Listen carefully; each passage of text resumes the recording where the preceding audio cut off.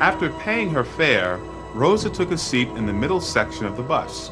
That was allowed, as long as there were no white people to occupy them. She sat next to a black man. 2 black women were sitting across the aisle. At the next stop, some white people got on and filled up the remaining seats. But one man was left standing. The driver looked back and saw him. Let me have those seats. Nobody moved. You all better make it light on yourself and let me have those seats. The 2 women across the aisle and the man sitting next to Rosa got up, but Rosa didn't.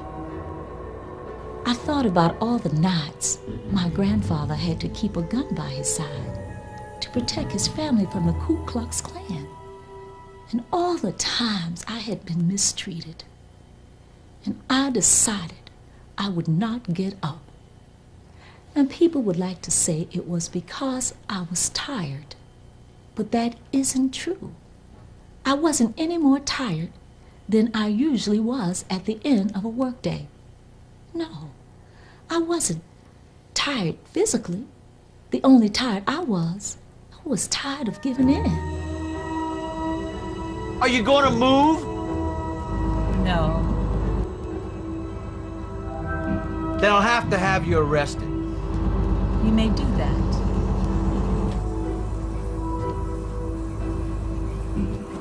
Eventually, 2 policemen came. They asked Rosa why she wouldn't get up. Why don't you do as you're told and get up? Why you all push us around? I don't know. But the law is the law, and you're under arrest. Rosa was arrested and taken to jail. Then she was given a date for her trial and released. News of what happened spread quickly. You have to understand that probably no segregation law angered black people in Montgomery more than bus segregation. The indignity of having to ride segregated buses was very humiliating. The NAACP had wanted to challenge the bus laws for many years. Now they had their opportunity. The next day they called for all blacks to boycott the buses on the day of the trial to show support for Rosa. At church on Sunday, the day before the trial, most of the black ministers spoke about the boycott from their pulpits. Notices were posted around the city and in the newspaper.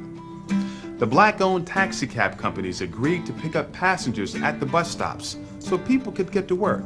But no one was sure if the boycott would be successful.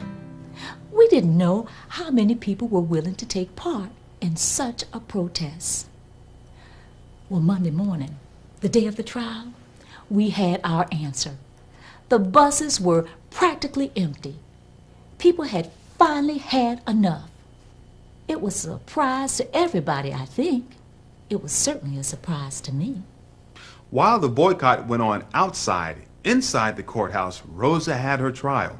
As expected, she was found guilty of violating the segregation laws. The fine was $10 plus $4 in court costs.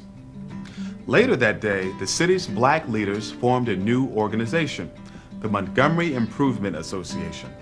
They chose as their president a young pastor who was new to Montgomery, the Reverend Martin Luther King, Jr. That night, the association held their first meeting at the Holt Street Baptist Church. No one knew how much support there would be. The turnout was astonishing. The church filled up, and hundreds more people stood outside. They had to set up loudspeakers so that the people outside could hear what was going on. The most important decision to be made was whether or not to continue the boycott if the city council did not accept certain demands to end segregation on the buses. Those who were in favor of continuing the boycott were asked to stand up. At first, only 1 or 2 people got up.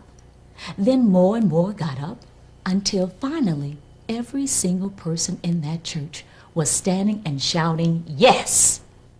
A few days later, the association presented 3 demands to the Montgomery City Council and the bus company.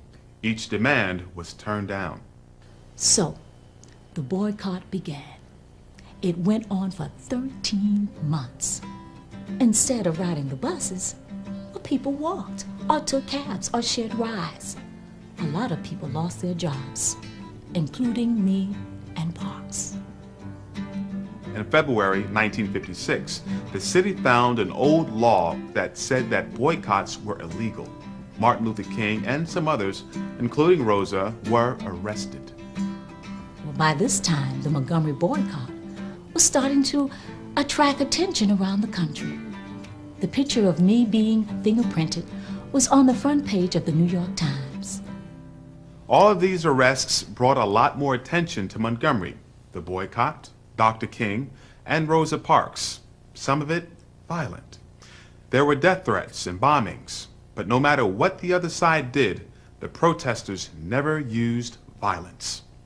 Soon, other black communities decided to follow Montgomery's example.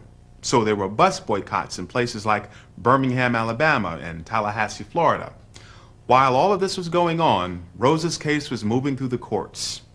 Eventually, the case reached the Supreme Court. On November 13, 1956, the court ruled that the law under which Rosa Parks had been arrested was unconstitutional. Segregated buses became a thing of the past. 9 years later, President Lyndon Johnson signed the Civil Rights Act of 1964. Segregation in all public places was officially illegal everywhere in America.